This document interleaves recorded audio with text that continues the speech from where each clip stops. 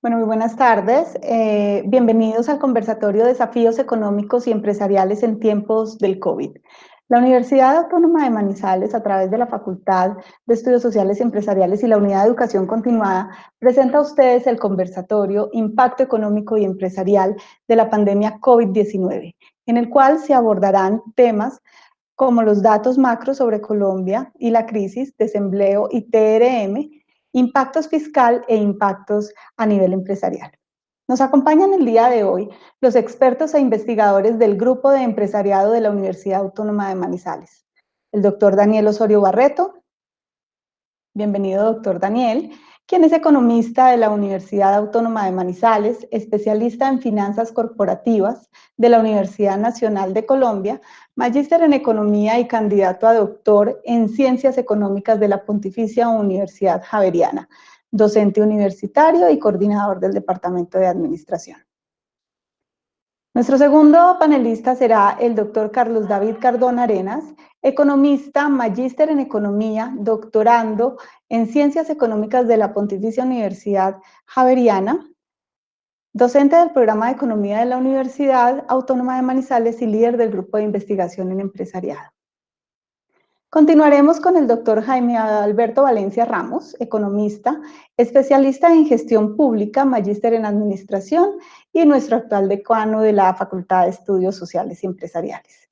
Y cerraremos nuestro conversatorio con el doctor Jairo Toro Díaz, coordinador del Laboratorio de Información Financiera de la Universidad Autónoma de Manizales, especialista en gerencia, magíster en administración económica y doctor en riesgo financiero.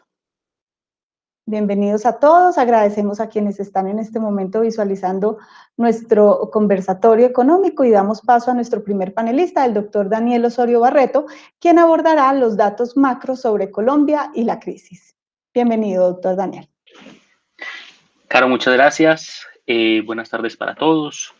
Un saludo en especial para todos los que nos van a visualizar este video en sus casas, en sus familias y en este momento donde estamos viviendo la UAM desde casa.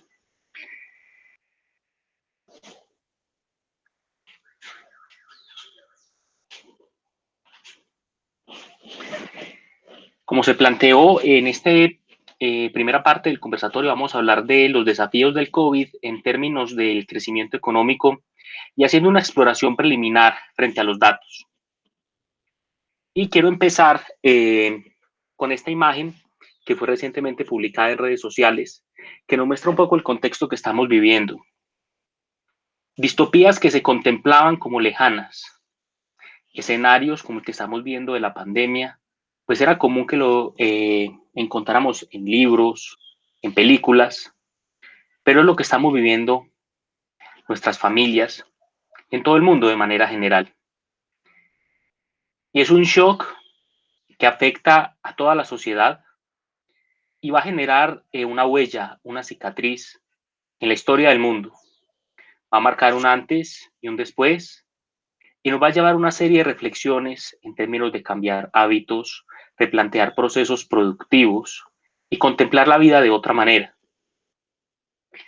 Específicamente este shock, como se muestra acá en esta gráfica, es un shock que inicia de oferta al afectar el aparato productivo, factores de producción, especialmente el factor de producción más importante, que es el eje de la economía, que son las personas, y que empieza a generar otra serie de implicaciones y de choques en la demanda. Cuando miramos la historia reciente del mundo, pues la crisis más fuerte que se había vivido fue la Gran Depresión en los años 30 del siglo XX. De manera más reciente, hace 10 años, la crisis financiera global, que estaban asociados a elementos financieros, cambiarios, de manera general sistémicos de economías específicas y que generaron efectos contagio en la medida en que la globalización se va ampliando en la historia del mundo. Pero el COVID plantea un reto que, a pesar de que se habían dado brotes anteriores, como H1N1, SARS y otros, este sorprende por la velocidad del contagio. Cómo ha detenido en muy poco tiempo el aparato productivo y empieza a plantear retos desde el planteamiento de políticas públicas que se planteaban de manera a largo plazo, pero que ahora son una realidad. Temas como el teletrabajo,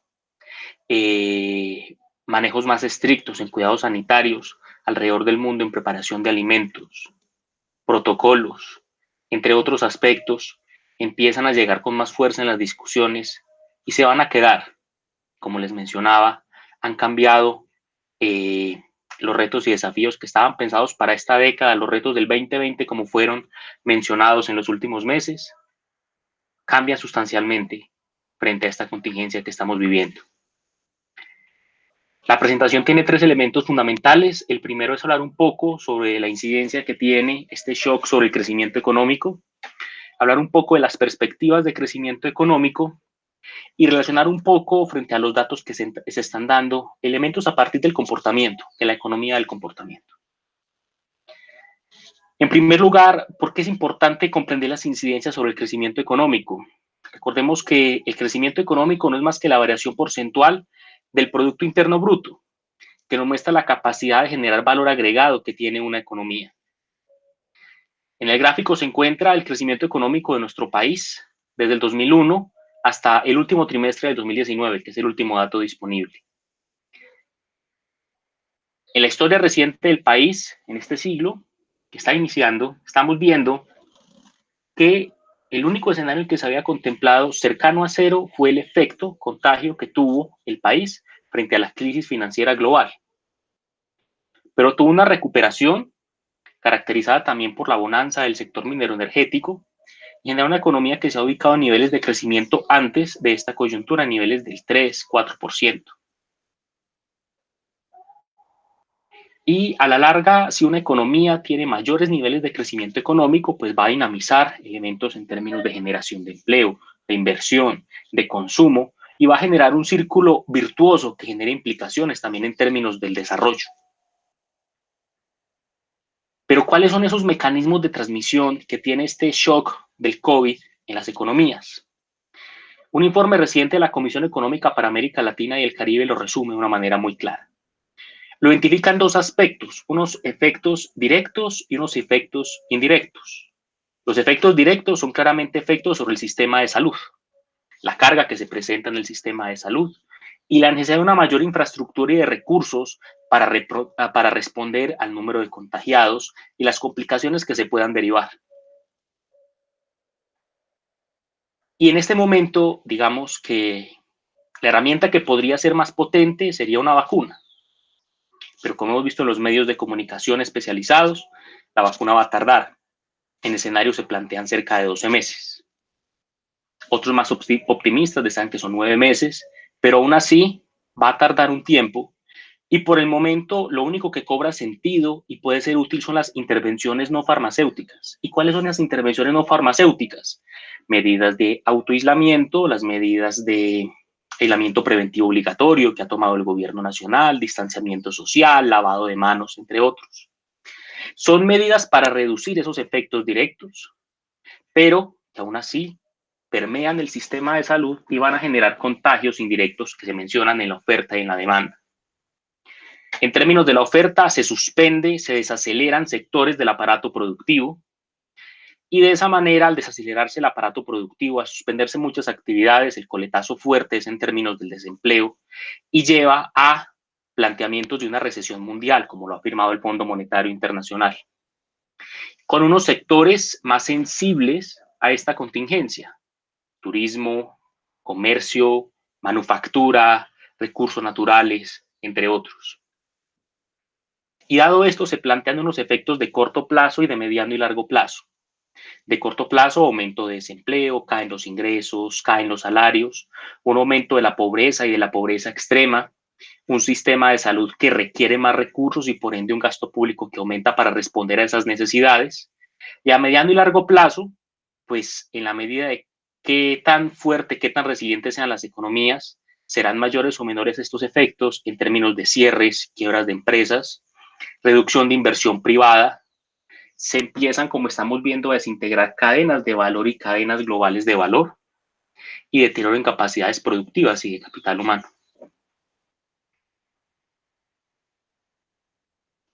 Y cuando esos efectos que están mencionados, que afectan a todas las economías del mundo, Cuando empezamos a hablar de manera más específica en América Latina y el Caribe, el Banco Mundial, un informe que publica a inicios de este mes para el panorama semestral de América Latina y el Caribe, pues empieza a mostrar otros canales de transición, y es en la medida en que empieza a engendrarse el virus en China y empieza a transitar a Europa y empieza a llegar a América, pues en la medida en que los países son abiertos, interactúan con otros, pues los efectos contagios serán más y menos fuertes, como aparecen acá, entre verde más oscuro, son los contagios más fuertes en términos de qué tanto dependemos de la producción y de la estabilidad económica de países como Estados Unidos, como China, precio de commodities, como en el caso de Colombia, que depende del precio del petróleo, al aproximadamente estar en la sexta exportadora en un 45-50%,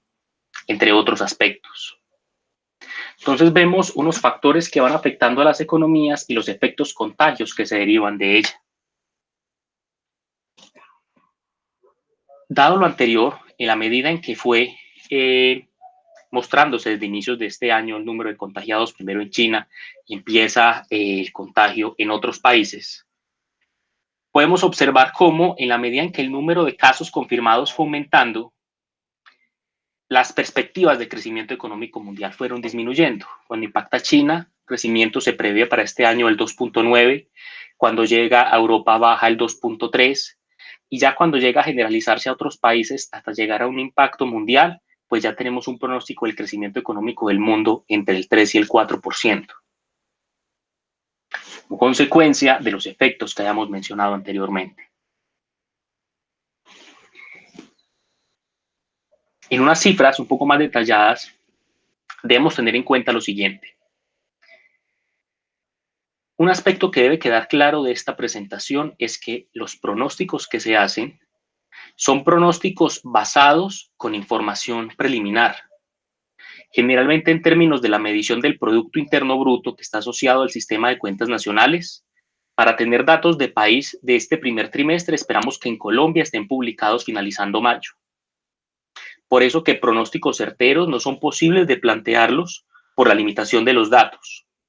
Y eso lleva a que se planteen apuestas, como la que desarrolló la Universidad de los Andes la semana pasada, en hacer seguimiento al aparato productivo en Bogotá a partir de la demanda de energía eléctrica, y hacer seguimiento a otro tipo de indicadores líderes. Pero aún así, son aproximaciones, son acercamientos donde se plantean supuestos fuertes para tratar de tener una luz, una comprensión de esos impactos, pero que de manera rigurosa y seria podrán ser cuantificados en la medida en que vamos pasando los días y va publicándose nueva información, teniendo en cuenta que los meses en términos de atención para los datos que se generen van a ser marzo, abril y mayo, donde podemos tener rezagos para la publicación de esa información de cerca de 2 a 3 meses. En este sentido, FEDesarrollo, acorde a la literatura internacional, propone 3 escenarios. Un escenario en V, donde solo tenemos una cuarentena, o solo hay una medida de aislamiento preventivo obligatorio donde cae el aparato productivo, pero luego vuelve y empieza a dinamizarse. Un escenario en W, donde se esperan o se pronostican 2 cierres o 2 aislamientos, donde el primer aislamiento sale el aparato productivo a funcionar, pero por el número de contagiados vuelve y se determina. Es un escenario en W. Y finalmente un escenario en U, que es, digamos, el más temido, donde puede ser un aislamiento largo que destruya capacidades productivas y de capital humano y genere un proceso mucho más lento de recuperación. Como podemos observar, FEDesarrollo hace con unos supuestos fuertes, como mencionaba anteriormente, para tener un panorama general aproximado de la realidad en términos de sectores, ese tipo de escenarios, y prevé en el primer escenario una caída en el crecimiento del país de 2.7, cuando es V, cuando son 2 cuarentenas, una caída del 5%, y ya en el peor escenario, que es un escenario U, una caída del 7.9%. Es interesante hacer estos pronósticos en términos de escenarios para mirar varios caminos, dado la restricción de información que tenemos. El Fondo Monetario, en los últimos días, hace su pronóstico del crecimiento económico para los países del mundo para este año y para el próximo. Y lo primero que debemos ver es que esta contingencia afecta, genera un efecto negativo en este año con posibilidades de recuperación en el próximo. El reto está en establecer medidas para dinamizar el aparato productivo y atender fundamentalmente las necesidades de salud para responder de manera apropiada este año y generar ese tipo de recuperaciones. El Fondo Monetario prevé de manera específica para Colombia una caída en el crecimiento de la economía colombiana de 2.4 y una recuperación el próximo ya con un crecimiento positivo de 3.7. Pero ven que países como Estados Unidos y del área euro, las caídas son más fuertes este año.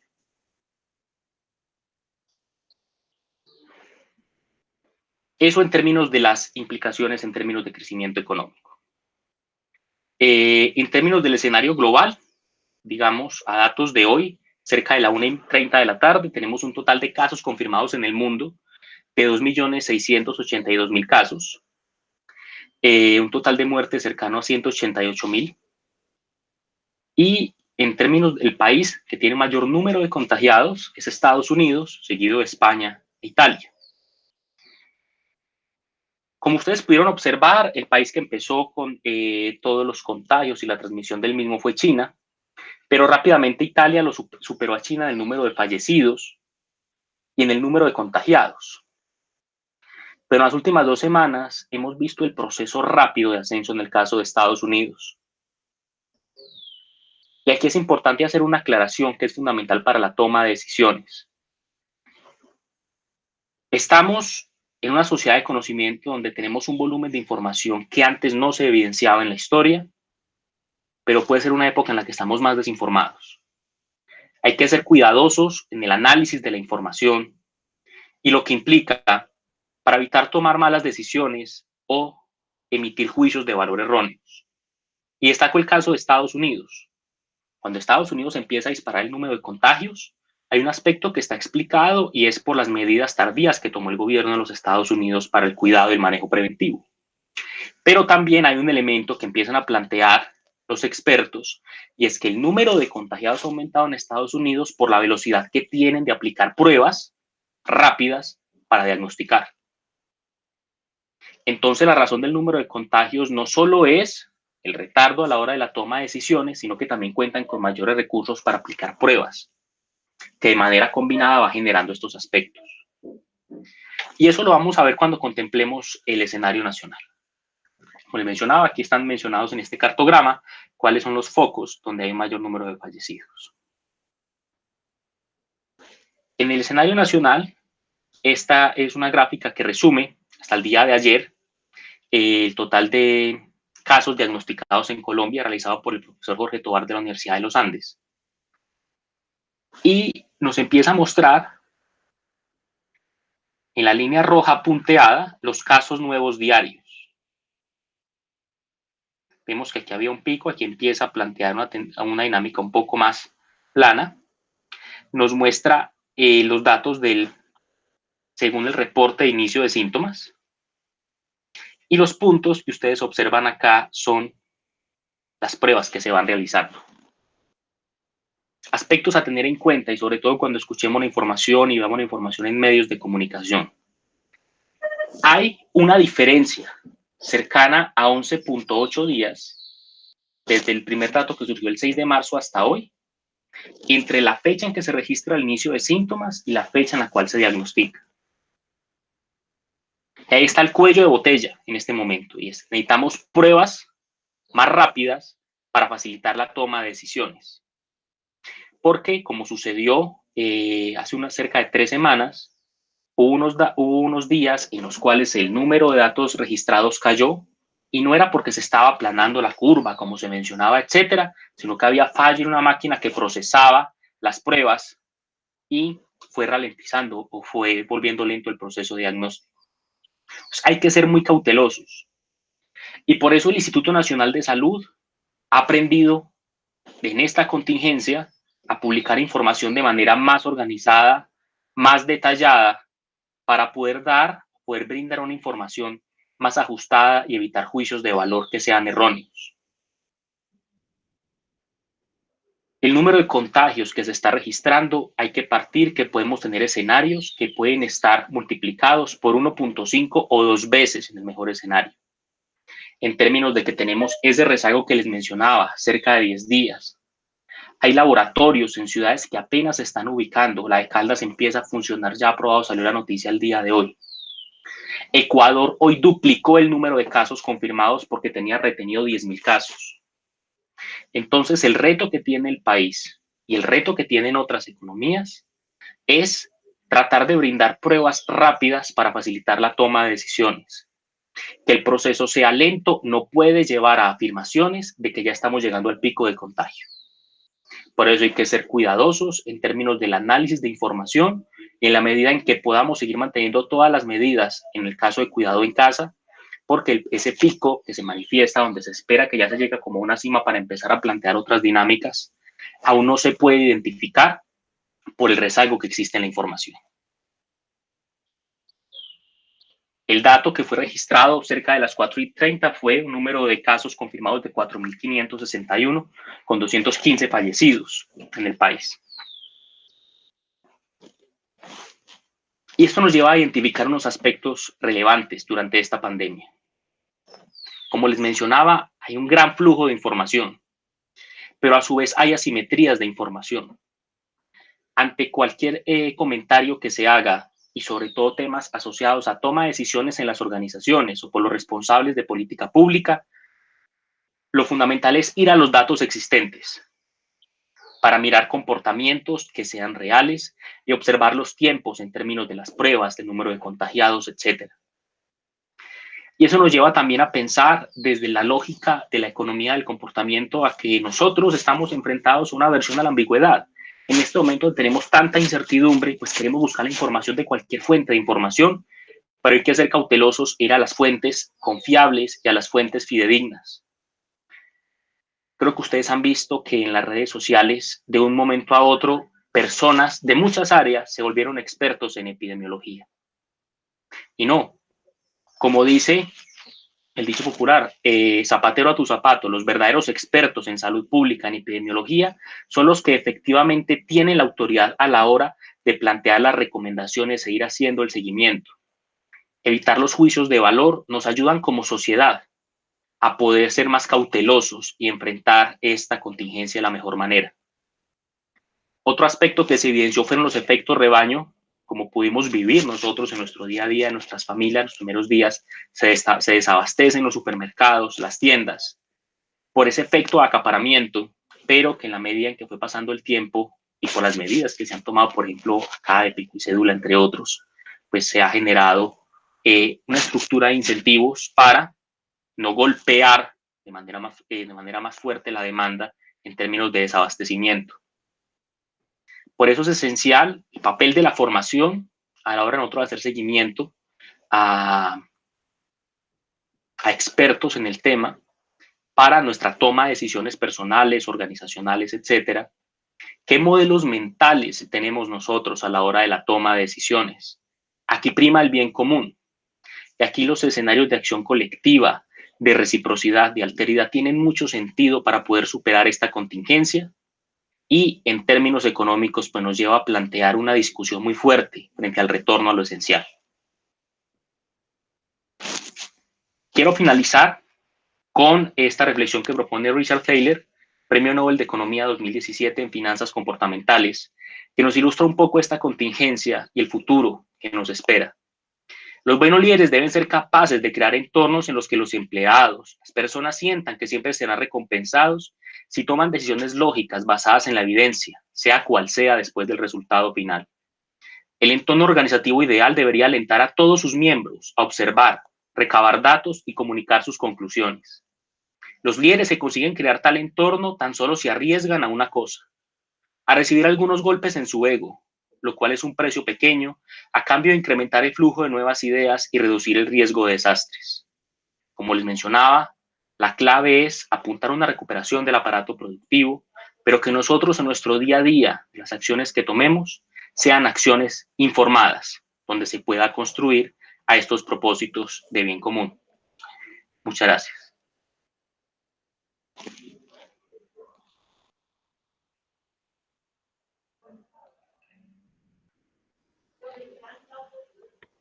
Doctor Daniel, agradecemos muchísimo su intervención Y tenemos una pregunta que nos hacen y es, ¿qué tan confiables son los datos suministrados para el caso de Colombia? Bueno, dos aspectos frente a esa pregunta, Caro. Lo primero es la fuente de información oficial, son los datos que está publicando el Instituto Nacional de Salud. Son los datos que tenemos disponibles, que se está recolectando. Y aquí debemos diferenciar dos elementos. Datos perfectos o bases de datos perfectas no existen. Hay imperfecciones y lo estamos viendo por los retardos a la hora de recolectar la información, los desplazamientos, fallos que se puedan presentar. Pero hay que partir de un principio de confianza y es en entender que es la fuente de información que tenemos nosotros cercana y es a la cual también fuentes de información como la OMS, el Observatorio de la Universidad Johns Hopkins toman esos datos del Instituto Nacional de Salud. Entonces son datos confiables, no perfectos, que el rezago que les comentaba y los fallos que se han presentado se están enmendando. Y el error más grande que se cometió en su inicio era que no se publicaba la información con protocolos claros, indicando las fechas de inicio de síntomas, las fechas de diagnóstico, cuándo se subía en la web, etcétera. Pero hemos visto cómo se ha aprendido a lo largo de esta contingencia para brindar una información más específica y más detallada para la toma de decisiones. Ahora lo que va a ganar mucha confiabilidad va a ser en la medida en que estos laboratorios de apoyo que se van a ubicar en diferentes ciudades empiecen a operar, pues van a poder brindar información más rápida. Entonces no hay una confiabilidad, o sea, que hagamos nosotros plena del 100% por los fallos que tenemos, pero son datos que son tomados incluso por observatorios internacionales que nos van dando un panorama, pero siempre nosotros, en términos de nuestra toma de decisiones, partir de un escenario donde siempre el número de contagiados es mayor frente a restricciones de información o retrasos, pero el panorama que tenemos ahora es aferrarnos a esa fuente de información. Muchísimas gracias, doctor Daniel, por su intervención. La verdad es que ha sido una exposición muy completa respecto a los datos. Vamos a dar el paso a nuestro segundo panelista, quien es el doctor Carlos David Cardona Arenas, quien nos ampliará el panorama frente al desempleo y TRM. Bienvenido, doctor Carlos David. Muy buenas tardes, mil gracias por la invitación. Aquí ya dispuestos a comenzar con una breve reflexión sobre aspectos puntuales que tienen que ver con dos preocupaciones para muchos tomadores de decisión y para muchos inversionistas. Fundamentalmente, pues, no queremos, desde esta perspectiva de desafíos económicos, entrar a revisar específicamente los efectos cambiarios e implicaciones en el equilibrio externo para Colombia, precisamente derivado de este proceso de depreciación cambiaria que viene presentándose en Colombia recientemente y que tiene que ver con el efecto de la pandemia. En segundo lugar, queremos desarrollar una reflexión, aterrizar algunas conclusiones respecto a los desafíos para el mercado laboral colombiano y específicamente para la ciudad de Manizales. Y finalmente vamos a desarrollar una síntesis a manera de reflexión personal y concluyente de cuáles pueden ser los posibles impactos en el área, digamos, del mercado laboral en lo que podemos esperar para los próximos 6 meses. Quiero iniciar destacando algunos indicadores importantes que tienen que ver con, digamos, un poco la composición de las exportaciones y de las importaciones en Colombia, porque nos van a dar una pauta, sobre todo cuáles van a ser los sectores que se van a ver más afectados precisamente por el confinamiento y por la cuarentena derivada pues, de la llegada de la pandemia a Colombia. En primer lugar, quisiera destacar la variación porcentual entre el año 2019 y 2020 correspondiente a las exportaciones que tienen que ver con agropecuarios, alimentos y bebidas. Desde esta perspectiva, aunado a los combustibles y producción en industrias extractivas, tenemos los dos componentes que más vienen aportando, digamos, a las exportaciones colombianas. La segunda, que tiene que ver más con elementos propios de la tasa de cambio y sobre todo por una dinámica que para todos es tal vez muy clara y es precisamente un exceso de oferta, sobre todo en petróleo, ¿sí? En los mercados internacionales. queremos precisamente destacar que Colombia tiene una composición exportadora basada en bienes commodities, bienes primarios, que de alguna manera el proceso de depreciación cambiaria no le va a permitir, digamos, aprovechar condiciones para diversificación, menos en el escenario en donde pues la industria y la demanda nacional y digamos que las industrias manufactureras y las empresas exportadoras pues se ven limitadas precisamente porque tienen una presión por el canal de costos, pero también precisamente por la incapacidad que tienen de poner toda su capacidad instalada en marcha debido al confinamiento. En este sentido, pues voy a destacar precisamente la variación porcentual de manufacturas y otros sectores, precisamente enero-febrero 2020, que tiene que ver con una contracción básicamente del sector manufacturas, que aunado, digamos, a estos impactos negativos que vamos a ver por el lado de la demanda y por el lado de la oferta, derivados de la pandemia, pues básicamente va a afectar de manera bastante negativa y muy probablemente vamos a ver números muchísimo más negativos en el plano de la variación negativa. Desde el valor declarado de exportación de café, pues sabemos que hay una oportunidad precisamente por el precio de sustentación y por los precios internacionales que tienen que ver también con la dinámica cambiaria. Y allí, en febrero de 2020, pues podemos ver que este valor en millones de dólares viene creciendo de manera significativa, lo cual pues puede ser una oportunidad también para los exportadores de café para aprovechar las condiciones de mercado. Sin embargo, como ya lo habíamos mencionado, es muy probable que las mismas condiciones del confinamiento limiten mucho la capacidad que los empresarios tienen para poder aprovechar las nuevas condiciones cambiarias. Desde la distribución porcentual de las exportaciones, según el país destino, en términos del periodo enero-febrero de 2020, tenemos claramente una dinámica que es un patrón de comportamiento durante los últimos 3 años, y es precisamente que dentro de nuestros socios comerciales y nuestras exportaciones encuentran destino fundamentalmente en Estados Unidos, China, México, como socios comerciales principales. Allí pues sabemos que efectivamente la capacidad de demanda de bienes alimentarios puede ser importante para garantizar seguridad alimentaria. Sin embargo, estos países están más concentrados en lograr mitigar los efectos en salud pública derivados de la pandemia y están atendiendo específicamente esta contingencia. Entonces allí vamos a ver un impacto muy probablemente negativo en las exportaciones hacia estos países, precisamente por la puesta en marcha de una serie de políticas y sobre todo de recursos destinados a lograr poder subsanar, digamos, los efectos negativos o poderlos mitigar derivados precisamente de la expansión en términos de contagios. Estos son países que han mostrado supremamente efectos muy negativos, han mostrado las tasas de mortalidad más altas y las tasas de velocidad de contagio más elevadas, y allí precisamente pues vamos a ver que efectivamente desde las exportaciones muy probablemente el efecto no sea positivo y trascienda al plano de los números rojos.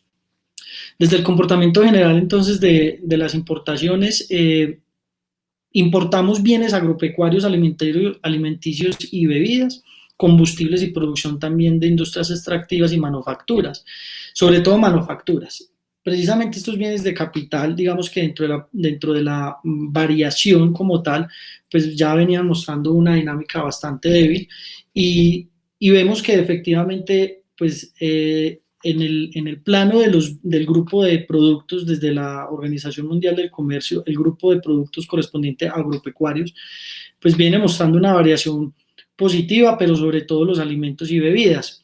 De ahí que el impacto de la tasa de cambio de este proceso de depreciación cambiaria pueda trasladar sus efectos a la inflación doméstica, precisamente por la importancia que tienen este grupo de bienes, este grupo de productos en las importaciones. Entonces, de acuerdo al comportamiento general de las importaciones, cuando miramos precisamente esa participación que tiene los productos agropecuarios, alimenticios y bebidas dentro de la clasificación de grupos de productos de la Organización Mundial de Comercio, pues precisamente podemos destacar que este es uno de los rubros más importantes y que más aportan, digamos, que dentro de las importaciones totales. Eso pues ya nos marca una pauta sobre cuál puede ser el impacto que pueden presentarse en los precios, digamos, de los bienes de la canasta de consumo al interior del país, precisamente derivado de la tasa de cambio que viene depreciándose con muchísima fuerza. Ya cuando hablamos de manufacturas, pues precisamente ahí tenemos el otro gran componente que puede alterar el canal de costos en las industrias colombianas, y precisamente pues más adelante vamos a precisar sobre el riesgo que hay que plantearlo dentro del escenario, el riesgo de esta inflación que puede presentarse en Colombia. Precisamente cuando analizamos la distribución porcentual de las importaciones según el país de origen, pues destacamos precisamente esa participación en las importaciones directas desde China y desde Estados Unidos, países que claramente en este momento deben estar muy concentrados precisamente en lograr superar el efecto de la pandemia. Este es el caso de China puntualmente, que ya está reactivando sus industrias y que está concentrándose en ese proceso de reactivación económica. Entonces por allí probablemente puede verse un impacto importante en las importaciones chinas, no obstante, como ya lo habíamos mencionado, a precios muchísimo más elevados a causa del comportamiento de la tasa de cambio, mientras que desde los Estados Unidos muy probablemente estas importaciones van a tender a disminuir, en el sentido en que efectivamente toda la capacidad instalada del Estado y sobre todo de las industrias que pueden proveer apoyo y de alguna manera auxilio, sobre todo en términos de insumos y de bienes que pueden ser necesitados para mitigar los efectos de la pandemia en la demanda nacional estadounidense, pues muy probablemente vamos a ver una reducción en estas importaciones. Este es el histórico precisamente de la del comportamiento de la tasa de cambio desde 1991, estamos hablando de noviembre hasta marzo de 2020. Precisamente estamos experimentando, digamos, históricos en la tasa de cambio por encima de los 4.000 pesos.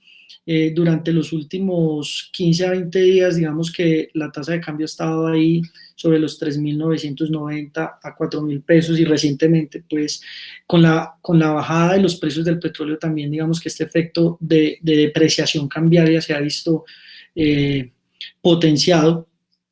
Tan solo para finales del 2014 y comienzos del 2015, cuando experimentamos esa bajada contundente de los precios del petróleo, pues habíamos estado cercanos a $1 sobre los 3.800 pesos, pero ese ya había sido un histórico, digamos que un precio máximo histórico. Recientemente pues vemos que cuando superamos la barrera de los 4.000 pesos, pues tenemos que estar planteándonos precisamente cuáles pueden ser los impactos, precisamente no solamente desde las exportaciones tradicionales, sino también desde las importaciones, y cuál puede ser el impacto en el canal de costos.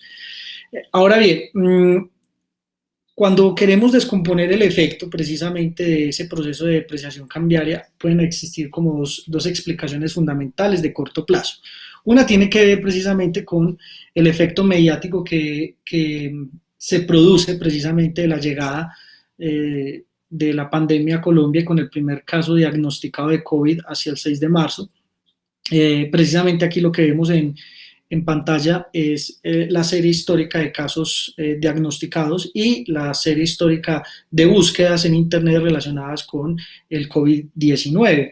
Cuando vemos el comportamiento, pues es una tendencia positiva creciente que nos muestra que efectivamente en la medida en que van aumentando los casos diagnosticados, pues precisamente muchos agentes, pueden ser agentes financieros, pueden ser consumidores, pueden ser diferentes personas interesadas en la dinámica de la pandemia, precisamente están atentos y de alguna manera ya nos marca, digamos, una pauta sobre cuáles pueden ser las medidas que van a tomar precisamente los agentes financieros para cubrirse ante el riesgo de pérdida de rentabilidad en algunos activos que son más riesgosos. En la medida en que estos empiezan a refugiar precisamente en activos menos riesgosos, elevan la demanda de dólares y eso presiona la tasa de cambio al alza. digamos que en este sentido, aunado al hecho de que los precios internacionales del petróleo de referencia WTI vienen bajando significativamente, pues entonces tenemos dos factores que están presionando la tasa de cambio significativamente al alza. Si bien el Banco de la República ha adoptado medidas en términos de una serie de subastas precisamente para mitigar el efecto de depreciación cambiaria, estos tan solo han tenido efecto para impedir que la tasa de cambio pase por encima, digamos, que de los 4.100 pesos como tal. Entonces, muy probablemente ese va a ser, digamos, el alcance de las medidas adoptadas por el Banco de la República, más allá de experimentar bajadas en la tasa de cambio, pues por ahora eso no va a ser posible, mientras la cuarentena y mientras los casos diagnosticados sigan exhibiendo una tendencia creciente, pues podemos ver que esta va a ser una dinámica particular. Ahora, los precios internacionales del petróleo pues han sido un factor determinante de la tasa de cambio en Colombia, precisamente por la dependencia que tiene el país de las rentas petroleras, y ello pues nos va mostrando que efectivamente las bajadas significativas en el precio del petróleo pues van a seguir impactando o presionando al alza el precio del dólar. Algunas implicaciones y desafíos: los precios de las importaciones van a seguir creciendo, esto va a impactar los precios de los productos alimenticios, los derivados del petróleo, refinados, gas natural también. Si bien exportamos petróleo, también importamos los derivados del mismo e importamos refinados, y por eso pues de alguna manera podemos ver que esas medidas por reducir el precio del combustible pues digamos que tenían el objetivo de mitigar un poco las subidas posteriores. En términos de los precios de las manufacturas, la maquinaria, planta y equipo de transporte se van a ver seriamente afectados, y la balanza comercial en el muy corto plazo va a presentar un efecto digamos que deficitario. Vamos a presentar una balanza comercial cada vez más negativa en el muy corto plazo, mientras todavía no podamos tener, digamos, una certeza de hacia dónde va el efecto de la pandemia y cuánto va a durar, digamos, que toda esta crisis. Claramente existe una presión sobre el canal de costos y sobre los precios de la demanda nacional. Efectivamente podemos ver que estos precios están afectados significativamente, o van a estar afectados significativamente, con lo cual pues las perspectivas de crecimiento de Colombia pues se revisan cada vez más a la baja, al igual que los países latinoamericanos. Nos beneficia el hecho de que en el 2019 pues fuimos uno de los pocos países que logramos crecer a tasas positivas por encima del 2%, y eso pues ya de alguna manera nos da una posibilidad y algún tipo de margen. No obstante, pues la contracción de la demanda y esa revisión a la baja de la expectativa de la proyección de crecimiento económico pues tiene un impacto sobre los indicadores del mercado laboral, que ya digamos para el contexto de la ciudad de Manizales y de las 13 ciudades y áreas metropolitanas en Colombia tienen unas particularidades. Lo primero que quiero destacar es que Manizales es una de las ciudades con la tasa de desempleo más alta, sobre el 13% para el trimestre móvil diciembre del 2019, febrero 2020. Por encima del promedio de las 13 ciudades y áreas metropolitanas. La tasa de ocupación ronda el 52%, digamos un poco inferior a las 13 ciudades principales, y la tasa de informalidad, si bien en Colombia, digamos, con respecto al resto de ciudades puede estar ligeramente por debajo, sigue siendo muy importante. ¿Qué podemos destacar? Dentro de la distribución según posición ocupacional, el obrero y el trabajador particular son los que más aportan en la contribución a la, digamos que como empleados como tal dentro de la clasificación económica de la población. Y allí pues entonces destacamos el hecho de que el obrero pues tiene una particularidad, y es que es un trabajador que se dedica a actividades manuales, mientras que el empleado particular, digamos que dentro de la definición, desarrolla actividades con relativa complejidad que pueden estar asociados dentro de nuestra distribución porcentual del PIB al sector servicios. Allí entonces destacamos precisamente que una de las medidas que ha tomado el gobierno central por reactivar básicamente la construcción es tratar de aprovechar, digamos, la oportunidad de esta distribución porcentual en la posición ocupacional desde los obreros, pero tratando no de elevar un poco el riesgo de contagio, precisamente porque las actividades relacionadas con la construcción y estos trabajadores pues tienen unas condiciones que de alguna manera pueden evitar acelerar, digamos, que esas tasas de contagio. lo que no sucede, digamos, con los trabajadores particulares. ¿Qué más podemos destacar? En la ciudad de Manizales y particularmente los sectores que más aportan a la ocupación dentro de esta distribución según rama de actividad económica, pues van a ser los trabajadores que están desarrollando actividades relacionadas con el alojamiento y servicios de comida, actividades artísticas, entretenimiento y otras actividades de servicios, actividades profesionales y científicas. Cuando vemos esos dos primeros rubros, pues sabemos que son los dos más afectados precisamente por el confinamiento y por la cuarentena, por lo cual, pues, ¿qué podemos esperar?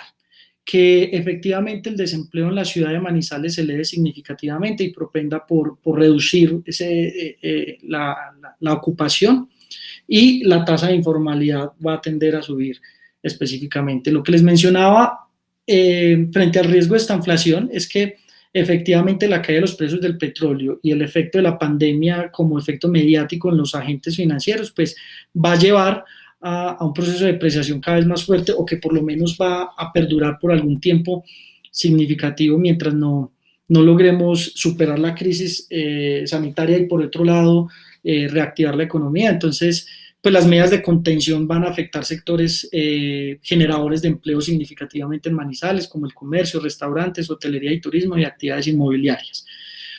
Se espera que las políticas fiscales pues ayuden a reducir un poco el impacto adverso en el consumo, pero pues no creemos que puedan ser lo suficientemente eficaces para generar empleos, sobre todo en el marco de la incertidumbre respecto a cuánto puede durar la crisis, y probablemente vamos a experimentar un aumento en la informalidad. Finalmente, pues, una opinión a manera de síntesis personal y concluyente, y es que pues la profundidad y la duración de la epidemia derivada precisamente de este fenómeno global, ¿cierto?, que surge de manera espontánea, va a llevar muy probablemente a unos escenarios de desempleo muy elevados. Se estima que en la ciudad de Manizales sea por encima del 30%, y en Colombia pues algunas proyecciones un poco más optimistas desde Fedesarrollo la ubican por encima del 20%. Yo me atrevería a decir que puede estar por encima del 25% cuando uno analiza la distribución porcentual de los ocupados según perfil ocupacional y según rama de actividad económica. Ese escenario de esta inflación, pues lo que significa es que los precios de las importaciones pueden impactar el costo de los bienes, la canasta básica de consumo, derivado de la importancia que tienen los productos alimenticios y las importaciones de bebidas en las importaciones como tal, en el global de las importaciones, y muy probablemente pues la caída en ocupación puede ser significativa, entendiendo que pues la informalidad ya es bastante alta y las medidas de confinamiento pues limitan precisamente también las actividades informales. El impacto en el mercado laboral propende por elevar también claramente los índices de pobreza monetaria, entendiendo que efectivamente cuando analizamos la composición ocupacional y sobre todo entendiendo esa tasa de ocupación informal tan importante y tan significativa dentro de los indicadores del mercado laboral, pues muchas personas están dejando de recibir esos ingresos mínimos vitales, y por lo tanto pues muy probablemente las personas con menores recursos y más ligados al mercado laboral informal pues pueden estar en algunos casos transitando hacia la pobreza monetaria. Los efectos negativos pueden tal vez preverse en un horizonte máximo de 6 meses, porque más allá es incierto. La incertidumbre y la duración de la pandemia o de la epidemia del COVID-19 pues no es muy cierta. No sabemos todavía bien hasta cuándo podemos esperar que se reduzca la tasa de contagios y esa curva pueda aplanarse significativamente. Entonces, a manera de síntesis, la desaceleración económica, la contracción de la demanda, la presión sobre la tasa de cambio y precisamente los efectos derivados de la reducción precisamente en la capacidad productiva de las empresas, pues propende por impactar significativamente el mercado de trabajo. Esas eran las reflexiones que queríamos hacer en esta parte. Doctor Carlos David, mil gracias por esta intervención. Quisiéramos tengo una pregunta aquí que nos hacen y es, ¿cuáles son las perspectivas de comportamiento en la tasa de cambio y su impacto?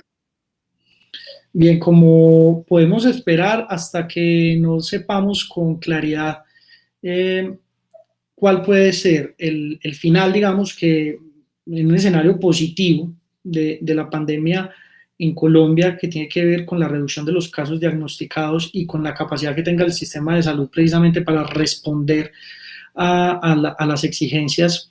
Y mientras se sigan conservando medidas de confinamiento, pues muy claramente muchos inversionistas tenedores de activos en el país van a seguir demandando muchísimos dólares y eso implica una presión sobre la tasa de cambio. Por otro lado, los precios del petróleo, pues la tendencia lo que muestra es que van a permanecer persistentemente bajos y eso hace que muy probablemente nosotros no podamos ver durante mucho tiempo una tasa de cambio por debajo de los 3.800 pesos. Y a mucho tiempo me refiero por lo menos en el marco de un mes, tal vez 30 días a 40 días. Cuéntenos además qué impacto considera usted puede reflejarse en el mercado laboral de la ciudad de Manizales a razón de esta crisis. La ciudad de Manizales es una ciudad que dentro de su composición productiva, el sector servicios es tal vez el que más aporta por encima del 65% al PIB de la ciudad y eso pues nos lleva a pensar que efectivamente las medidas de confinamiento pues limitan precisamente mucho la dinámica económica y esto precisamente pues va a marcar un camino hacia el incremento de la tasa de desempleo, que ya venía siendo de las tasas de desempleo más altas en el país, pero también la informalidad, pues nos va a mostrar que efectivamente muchas personas que se dedican a las actividades informales y que ya no lo van a poder hacer por las medidas decretadas y que durante bastante tiempo tal vez no las puedan realizar de manera normal, eso va a marcar, digamos, va a presionar muchísimo más al alza la la tasa de desempleo y por lo tanto, pues la ocupación en su totalidad tiende a reducirse en un margen del 30 al 40% y muy probablemente la tasa de desempleo en Manizales pueda duplicarse e inclusive llegar al margen del 30%. Muchísimas gracias, doctor Cardona, por su intervención. Quisiéramos darle el paso al doctor Jaime Alberto Valencia Ramos. El doctor Valencia nos presentará los impactos desde el ámbito fiscal. Bienvenido, doctor Jaime. Bueno, Carolina, muy buena tarde. Muchas gracias por la invitación y un saludo muy especial a todos los compañeros del foro, del panel. Y yo creo que esta invitación es muy pertinente, pues, digamos, esto es un tema que está a la orden del día y es necesario de alguna manera, digamos, empezar a analizar estos temas. Entonces, digamos que mi reflexión, mi charla va a estar centrada en uno de los impactos, que son unos impactos fiscales. Ya muy bien, Daniel y Carlos habían hecho un análisis muy exhaustivo en otras áreas, pero definitivamente hay que recoger dos cosas. De la presentación de Daniel hay que recoger que definitivamente los niveles de crecimiento para Colombia y para los países en el mundo en general van a ser demasiado bajos. Y por el otro, tiene que ver con lo que analizaba Carlos David en términos de esa caída en las exportaciones y muy especialmente de las exportaciones para el caso colombiano, que son altamente dependientes del petróleo, y eso pues va a tener un impacto también en lo fiscal. Entonces voy a compartir la presentación. Entonces, la charla la voy a dirigir como en esos tres focos. El primero es un poco el contexto, mirar en este momento cómo se encuentran los indicadores en materia fiscal y financiera para el gobierno. Los segundos, un poco mirar las medidas de política y en tercer lugar ya mirar los aspectos relacionados con los retos que eso implica a nivel nacional, pero también a nivel territorial, que eso es muy importante mirarlo en la actualidad. Un primer elemento tiene que ver con un indicador duro, un indicador que es clave en materia fiscal y es el tamaño de la deuda pública. Cada vez que ocurren este tipo de situaciones, los gobiernos se ven enfrentados necesariamente a aumentar la deuda pública. En ese orden de ideas, lo que uno esperaría es que cuando hay épocas de bonanza económica, épocas de buen crecimiento, pues la deuda pública se reduzca. Pero Colombia tenemos un problema adicional, y es que aún en medio de bonanzas, la deuda pública ya venía creciendo de manera importante con respecto al PIB. Por ejemplo, en el año 2013, el porcentaje de la deuda del Gobierno Nacional Central era cercana al 37% del PIB. Pero ya en el año 2015 ya empezamos a tener una deuda pública cercana al 43% del PIB, la cual continuó aumentando durante el 2016, 2017, y llegó al 2018 a estar casi a niveles del 50% del PIB. Es decir, ahí todavía no teníamos el problema en el cual estamos ahora, y ya la deuda pública del Gobierno Nacional Central en el 2018 ya estaba en el 50% del PIB.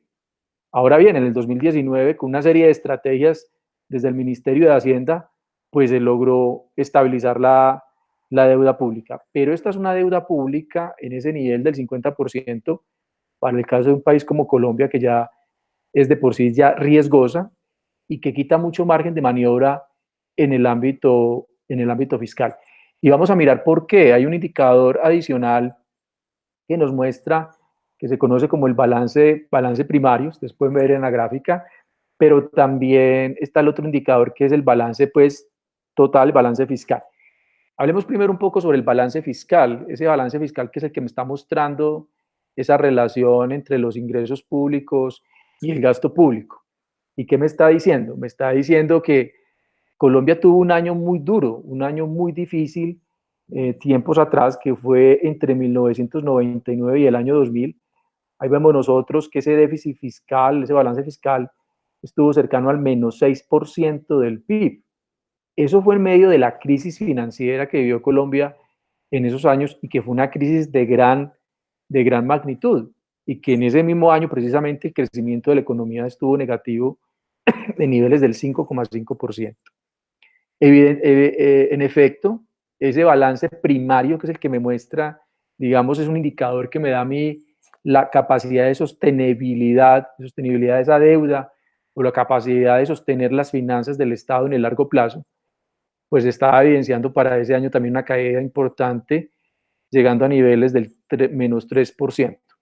A partir de ahí, de esa crisis, Colombia inicia toda una serie de reformas económicas y financieras, y especialmente fiscales, nuevas reformas tributarias, tanto en el ámbito nacional como territorial, reformas en el gasto público, leyes que le impusieron topes de endeudamiento a los entes territoriales, y eso permitió que a partir del 2000 hasta el año 2008 el déficit fiscal se fuera reduciendo hasta llegar, como lo teníamos en el 2018, en tasas cercanas al 2,5% del PIB. Es más, para esos años tuvimos superávit primario. Ustedes ven la gráfica como entre el 2006 y 2008 estamos en niveles positivos de superávit primario. Luego viene la crisis financiera internacional, que es una crisis muy importante, pero no nos golpeó a nivel interno tanto como lo fue la crisis del 98-99. Ahí podemos ver que el déficit fiscal se amplió, llegó a niveles del 4,5%, y el balance primario pues logró otra vez resultados negativos del 1,1%. Luego viene todo el tema de lo que fue la caída en los precios del petróleo, y esa caída de los precios del petróleo empezaron a impactar lógicamente tanto el balance primario como el balance fiscal.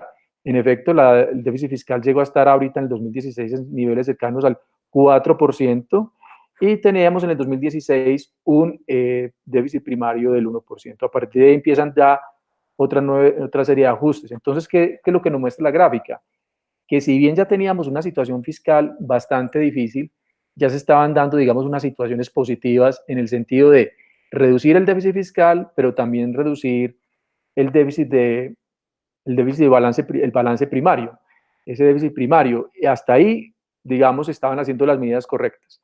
Pero ya viene este momento, esta situación, que nos va a implicar otra serie de manejos frente a estos desempeños. Digamos, en estos años, lo que uno puede concluir de manera rápida es que en el año 98-99 Colombia vivió la situación más difícil, con ese déficit fiscal del 7% y un déficit primario del 3%. Entre el 2000 y 2008 reducciones importantes en ese mismo déficit hasta llegar al 3% del PIB e incluyendo un superávit primario del 1.5%. Entre el 2008 y 2009, un contexto de crisis financiera internacional, en donde volvemos a tener un déficit fiscal del 4,5% y un déficit primario del 1% del PIB, pero sostenibles, o sea, todavía eran indicadores de sostenibilidad.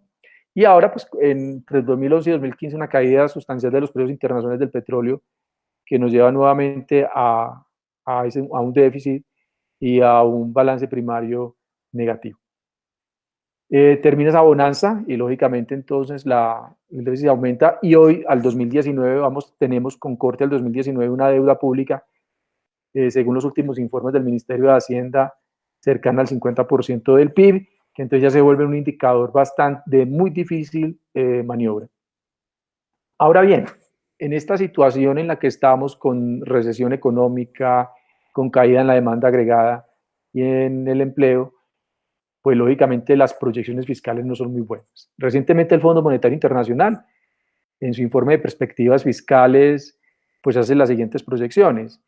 El Fondo Monetario divide el grupo de países en tres, en economías avanzadas, economía de ingreso medio y economías en desarrollo de bajo ingreso.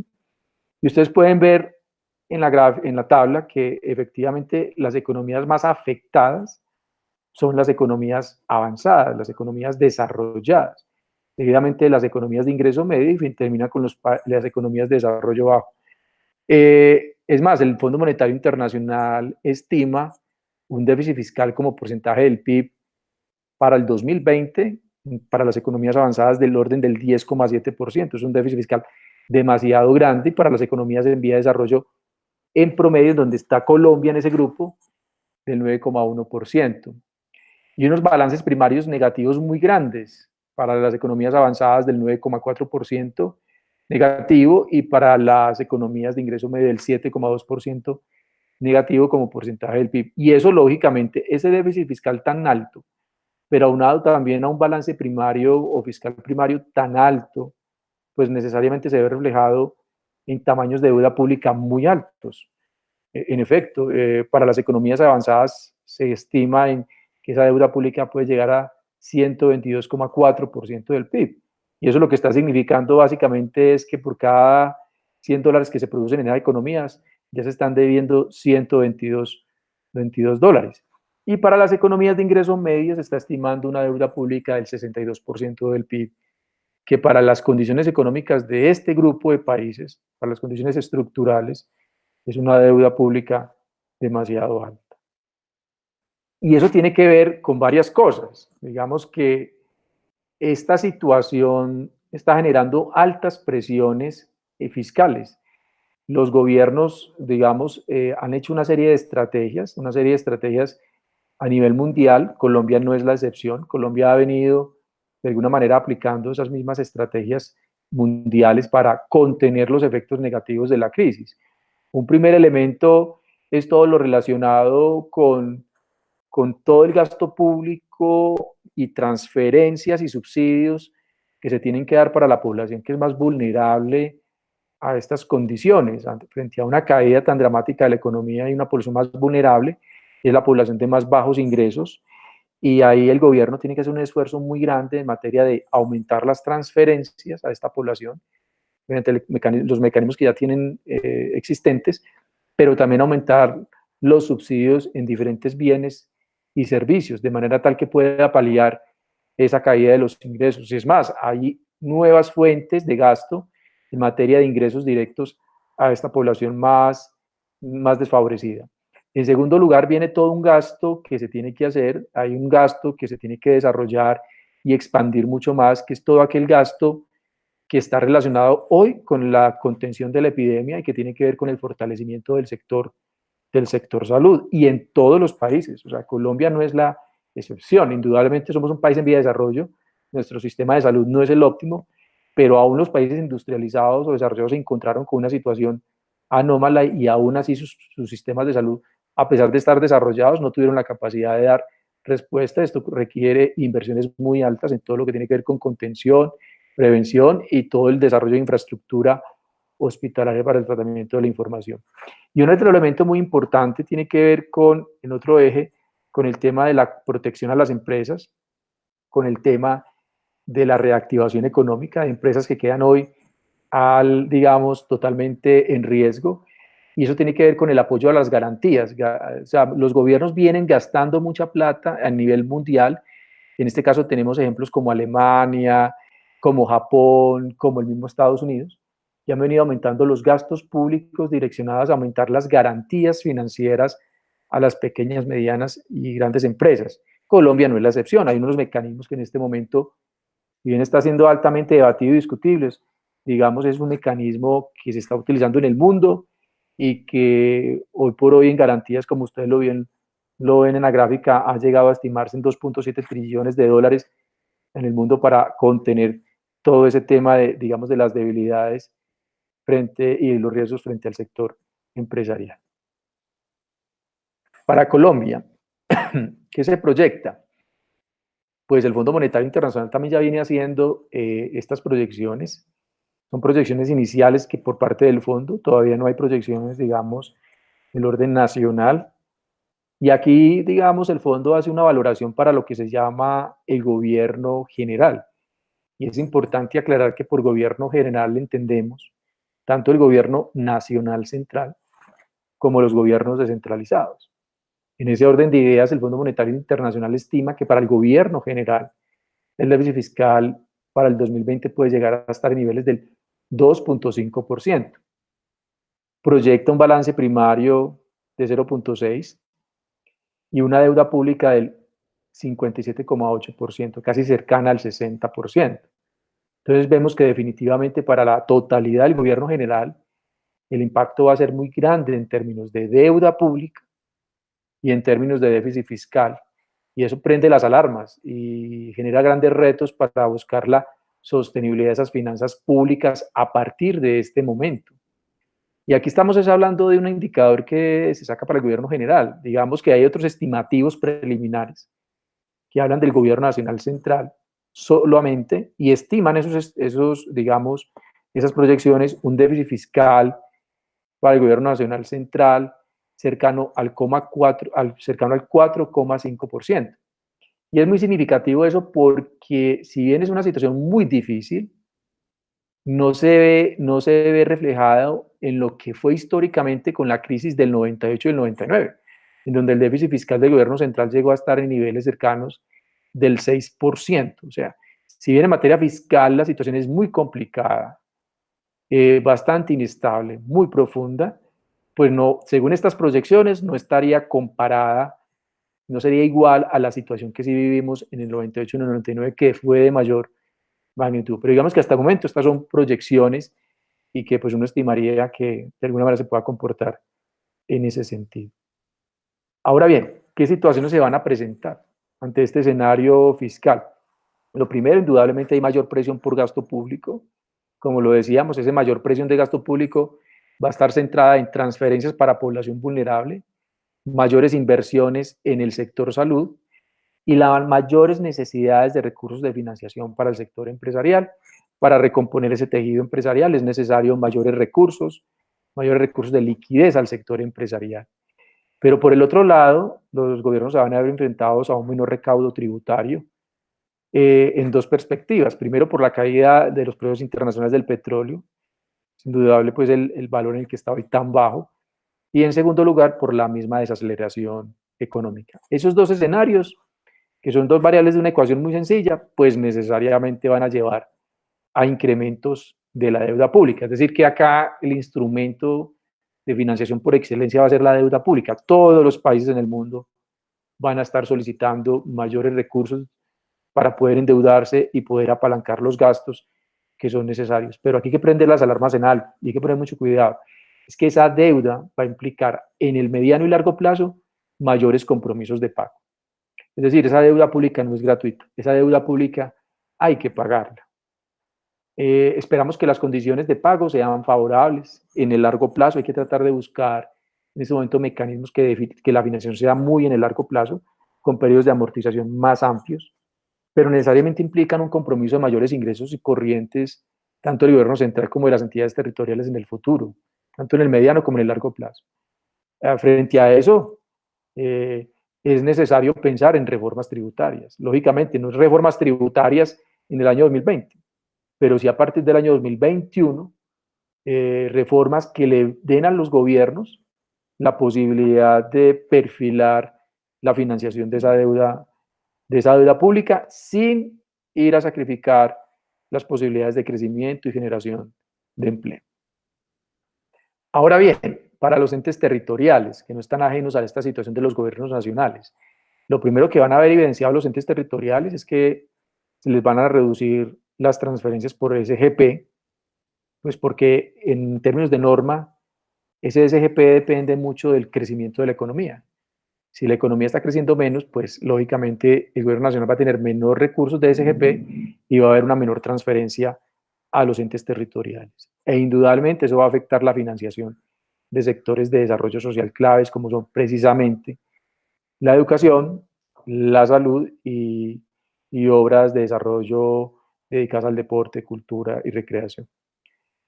En ese orden de ideas también se va a ver reducidos los recaudos de impuestos propios. Por ejemplo, para el caso de un municipio, lo va a ver muy evidenciado en la caída del recaudo de impuesto de industria y comercio y sobre tasa a la gasolina.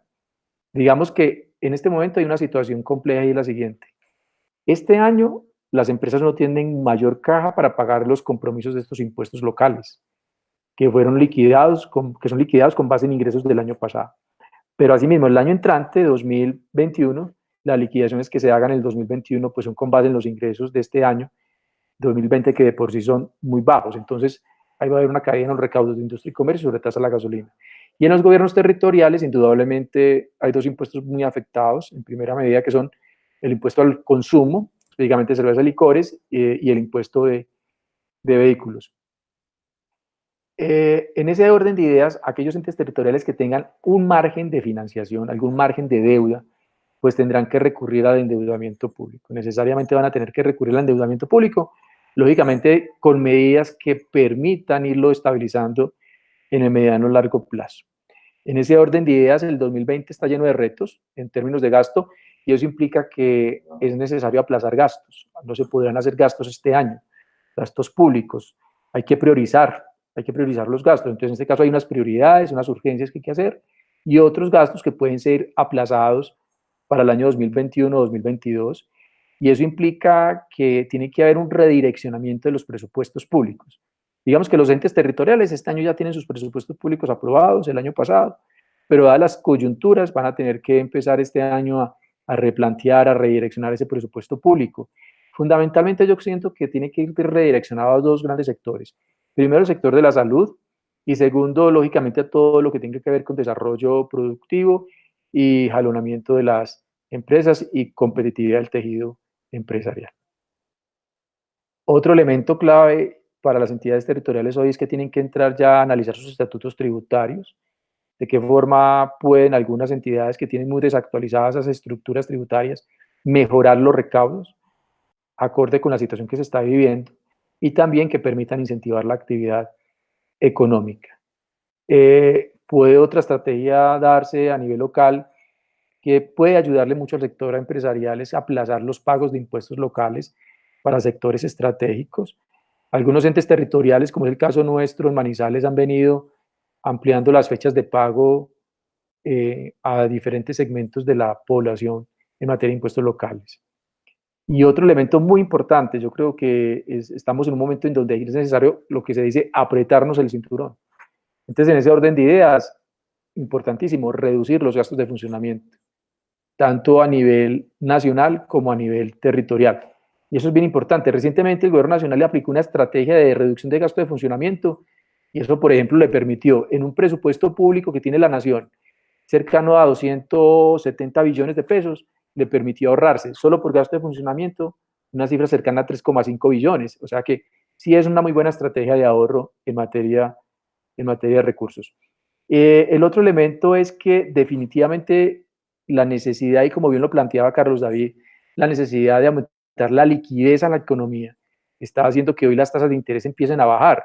El Banco de la República ya bajó su tasa de intervención, la mayor liquidez necesariamente tiene que ver reflejada en menores tasas de interés, y eso va a permitir entonces que haya una posibilidad de refinanciar las deudas públicas en tasas y tiempos. Entonces, si bien los entes territoriales hoy se van a ver enfrentados a mayor endeudamiento, van a tener también la posibilidad con sus deudas públicas de años atrás, entrarlas a refinanciar con tasas y tiempos más favorables, debido a la liquidez que el mercado ha venido, digamos, dando en medio de estas circunstancias.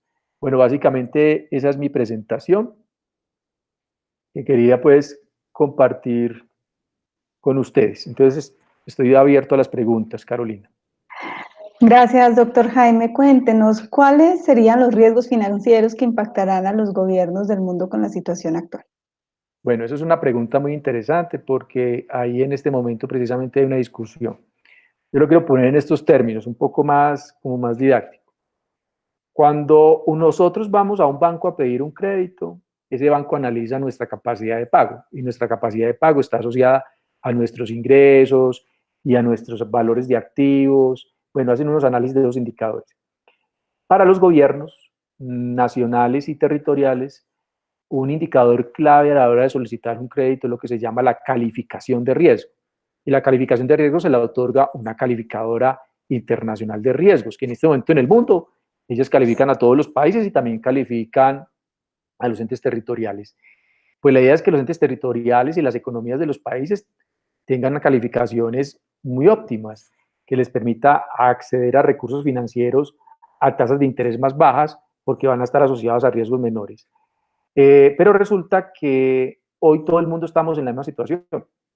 Entonces eso hace que es muy importante y es necesario que las firmas calificadoras entiendan eso, que este no es el momento de bajarle la calificación a los países, porque en ese orden de ideas se la van a tener que bajar a todos los países, le van a tener que bajar la calificación de riesgo a todos los entes territoriales, y eso va a implicar para todos ellos, en la búsqueda de endeudamiento, que es una necesidad importante, pues menores posibilidades de acceder a él a tasas favorables. Entonces eso es, digamos, un primer parámetro de comportamiento, que las firmas calificadoras de riesgo no tomen la decisión de bajarle la calificación a todos los países. Y lo otro es que definitivamente hay un elemento también positivo. Hoy tenemos un sistema financiero mucho más, al menos en Colombia, mucho mejor, mucho más fortalecido. Hay indicadores recientes que muestran unos indicadores de cartera, de endeudamiento, de relación activo-pasivo, de capacidad patrimonial de los bancos muy fuerte. Entonces eso mitiga o reduce las posibilidades de un riesgo financiero. O sea, no estamos descubiertos. Pueden ocurrir riesgos financieros, pero tenemos, digamos, de alguna manera un mejor blindaje. Doctor Jaime, muchísimas gracias por su intervención. Ha sido muy valiosa. Bueno, Carolina, muchas gracias a ti por la invitación. Quisiéramos darle el paso al doctor Jairo Toro. Bienvenido, doctor Jairo. Hola, buenas tardes, Carolina, ¿cómo estás? Muy bien, muchas gracias. Usted abordará nuestro último tema, es el impacto que tendrá el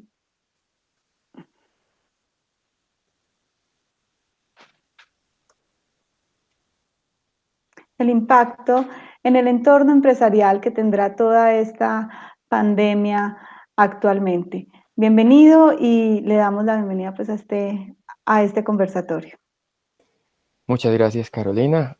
Pues, darles las gracias también a la Universidad Autónoma de Manizales por darnos este espacio y la invitación para compartir posiciones, experiencias con mis compañeros de conversatorio, y agradecerles a ellos también por compartir con nosotros sus estudios, sus avances en análisis de la situación. Yo, como tú bien lo dices, me voy a centrar en el ámbito empresarial, para lo cual quiero poner de referente dos elementos epidemiológicos de la situación por la cual estamos pasando, antes de entrar en el ámbito empresarial. El primer referente es que estamos escuchando, no solamente en Colombia, sino en muchas partes del mundo, el aplanamiento de la curva. O sea, lo que no queremos es vivir estos picos que lastimosamente vivieron países como Italia y España, y queremos, pues lógicamente, aplanar la curva de contagios, incluso, ojalá no fueran la de muertes, pero principalmente la de contagios, con dos objetivos. Uno, que nos dé más tiempo para prepararnos, para preparar infraestructura en el sector salud para atender la emergencia, pero segundo, también para no colapsar nuestro sistema de salud. Esto vuelvo y le repito, no, como lo mencionaban mis compañeros anteriormente, se ha dado no solo en Colombia, sino en países desarrollados que tenían supuestamente unos sistemas mucho más completos. Como podemos observar aquí en la gráfica inferior, la superposición de las dos curvas, el aplanar la curva lo que nos significa a nosotros es alargar el problema. O sea, si bien comparto el hecho de que no podemos tener estos picos de contagio y de muerte, ¿cierto? La mejor decisión es aplanar la curva. También esto nos está mostrando que nuestro problema lo vamos a tener no del corto plazo como a veces lo está viendo la gente, como lo están viendo los empresarios y como optimistamente lo quisiera mostrar a veces los países y en este caso nuestro gobierno. Yo también quisiera tener una visión positiva y créanme que la tengo, pero en medio de esa visión tengo que ser realista y nuestro problema, lo que está viviendo el mundo, lo que está viviendo Colombia, no es un problema que nosotros creamos va a pasar en 2, 3 meses. No es un problema incluso como la gente está creyendo que al otro día de levantar la cuarentena, entonces todos podemos volvernos a relacionar como nos relacionábamos y digamos para nosotros de marzo hacia atrás o para China de noviembre o diciembre del año pasado hacia atrás. El otro referente epidemiológico son estos 3 eventos pandémicos que nos antecedieron. Muchos habrá más, pero quiero mencionar estos. La viruela, con una mortalidad incluso más alta que la del COVID, en el 30%, cuya vacuna fue descubierta en 1796 por Edward Jenner, quien después se le adjudicó el Premio Nobel de Medicina, y la OMS dictamina su erradicación en 1980, o sea, más de 100 años desde el momento en que tenemos la vacuna, la humanidad en nuestras manos, hasta el momento de su erradicación. Ustedes podrían pensar y decir, bueno, pues es que estamos hablando de 2 siglos atrás. Sí, perfecto. Hemos avanzado en conocimiento, hemos avanzado en ciencia y tecnología, y eso lo vamos a ver en las siguientes pandemias que voy a presentar aquí. La polio, una mortalidad del 10%, la vacuna se le adjudica a Jonas Salk en 1952. En 1988, la OMS determina que se disminuye los casos en un 99%, no se erradica, se disminuyen los casos. Para 1991, la OMS dice que está erradicada la polio para Latinoamérica. En el 2012 dice que está erradicada en un 99.99%, pero muy contradictorio a eso, en el 2012 igualmente se presentó un rebrote en el Medio Oriente, Afganistán, Etiopía, Irak, Israel, Somalia, Nigeria fueron países que fueron origen de ese rebrote. Pero aquí estamos hablando en un tiempo reducido con relación al anterior evento, entre 40 y 60 años, desde el momento en que tenemos la vacuna hasta el momento de la erradicación. El tercer evento, fiebre amarilla, mortalidad un 5%. La vacuna se le atribuye a unos investigadores del Instituto Rockefeller, Max Tegler y Hugh Smith, en 1937. Estos son los momentos en que no la hemos erradicado. Estamos hablando hace más o menos de unos 80 años. Digamos que los rangos aquí, vuelvo e insisto, se han disminuido, se han contenido, pero por los avances de la ciencia y la tecnología, pero todavía siendo un rango mucho más amplio. Y el último que quiero mostrar a ustedes acá es la H1N1, el más reciente. Mortalidad del 5.4, se descubre, se detecta el primer brote el 17 de abril de 2009. Se descubre la primera vacuna 6 meses después, el mismo año, el 5 de octubre, o sea, ya avanzamos, ¿cierto? En 6 meses obtenemos la vacuna, que es más o menos lo que algunos optimistas están pensando para la pandemia del COVID. Nuestro compañero Daniel Osorio en sus datos nos mostraba, ¿sí? También pensando un poco más realista, de 10 a 12 meses aproximadamente, con pruebas y validaciones. Y miremos que desde el 5 de octubre que se inicia con la primera vacuna, se toma el mundo, y específicamente la OMS, 10 meses, hasta agosto del siguiente año, agosto del 2010, para determinar no de la erradicación, pero sí el fin de la pandemia. Entonces, con estos dos referentes, lo que yo quiero mostrar es que estamos hablando de un evento como el COVID, como si fuera un evento para unas cuarentenas de un mes, para después de todas maneras tenerlas que prorrogar, como vendiéndole a la imagen a la población de que esto es una cosa que en pocos meses nos vamos a poder relacionar de la misma manera y que la economía va a poderse reactivar de la misma manera. Mi pensamiento es un poco distante de eso y mis antecesores en el conversatorio con sus cifras y sus datos lo demuestran. Aquí nos tenemos que preparar para eventos y tomar medidas y estrategias del mediano y del largo plazo, o sea, visualizar también esos escenarios. Y con esto quiero pasar a la siguiente, porque en esta ustedes podrán observar que tenemos tres grandes problemas, o yo visualizo tres grandes problemas. Un problema que ya lo estamos conociendo y vivenciando, que es el problema de salud. Es un problema no solamente inmediato y que tenemos que atender, y vuelvo y repito, estoy de acuerdo con el aplanamiento de la curva, pero también en esa misma medida, al aplanar la curva, hagamos el problema, entonces tenemos que pensar en un problema de mediano y largo plazo. O sea, a veces nosotros, en Latinoamérica, y Colombia no es la excepción, nos concentramos mucho en la inmediatez, y esto no es de ahora, es algo cultural. No planeamos del mediano y del largo plazo. Entonces, tenemos que atender esta eventualidad en la inmediatez, pero también tenemos que pensar es cómo vamos a seguir funcionando, porque el mundo no se ha parado nunca y no se va a parar. Vamos a tener que aprender a convivir hasta el momento en que tengamos la vacuna, e incluso después de tener la vacuna, aprender a convivir con estas situaciones. Y específicamente vamos a tener que cambiar un poco las formas de relacionarnos, las dinámicas de comportarnos, la responsabilidad frente a nosotros mismos y frente a los demás y la comunidad con este aspecto. Y tenemos otras dos problemáticas, que son la problemática social y económica, que yo considero, pues ya comenzamos a ver algunos vestigios, pero que son más de análisis del mediano y del largo plazo.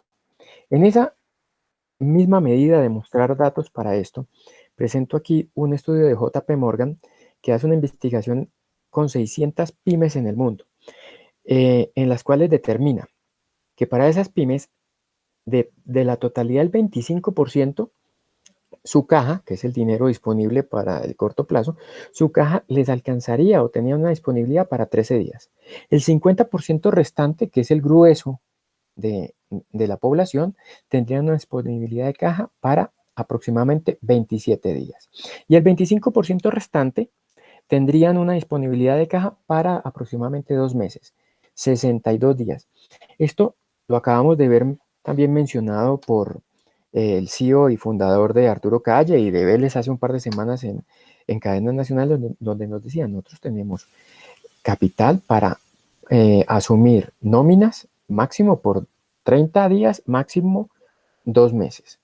Incluso ponían en una encrucijada un poco al Estado, diciéndole, bueno, ¿pagamos nómina o pagamos impuestos? Pero con esto, vuelvo y le repito, estoy queriendo mostrar que no solamente este es un problema a largo plazo, podría ser un problema, siendo muy optimistas, del mediano plazo, sino que debemos de pensar las estrategias y las políticas en función de ese mediano y largo plazo, porque para el corto plazo estamos trabajando y muy seguramente las empresas, desde lo que me corresponde a mí la temática, que es el sector empresarial, tienen cómo responder a ese corto plazo.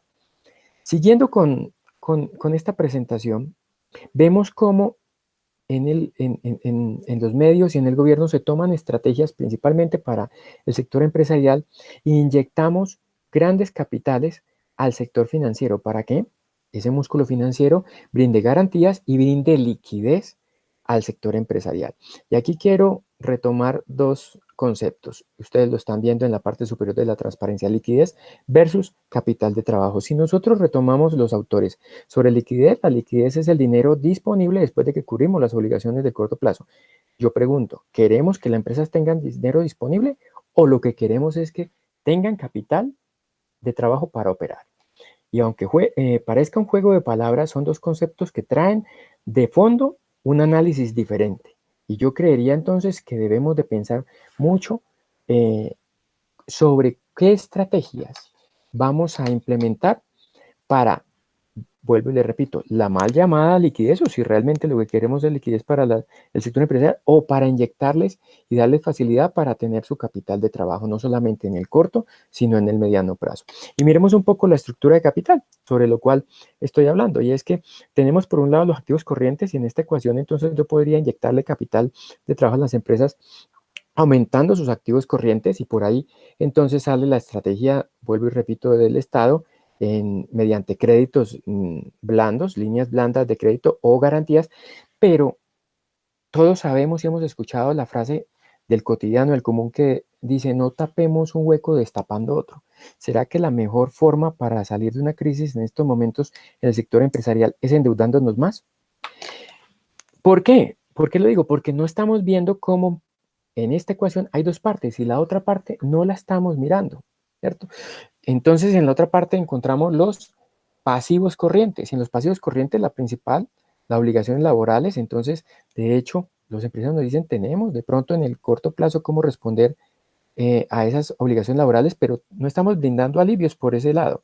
No estamos viendo pronunciamientos frente a estrategias en qué va a pasar con los parafiscales. Vuelvo y repito, no necesariamente tiene que ser que eximamos, pero como lo mencionaba muy bien ahora Jaime en su intervención, aplazamientos, ¿cierto? O periodos en los cuales aplacemos temporalmente esos cubrimientos, de pronto les liberan caja a los empresarios para cubrir otras obligaciones.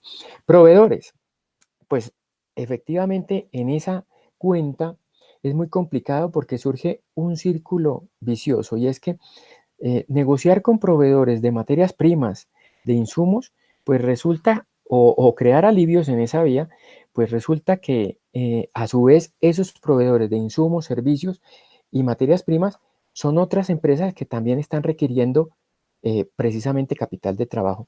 Pero hay unos proveedores que de pronto el Estado podría entrar a intervenir, y lo estamos viendo en otros países como España, Italia, ya supremamente afectados, e incluso la semana pasada en Estados Unidos, el estado de Nueva York, por norma estatal, decía: los arrendatarios quedarán congelados sus cobranzas, o sea, no le pedirán al arrendatario, los arrendadores, durante 3 meses, y recibirán sanciones en caso de intentar desalojos.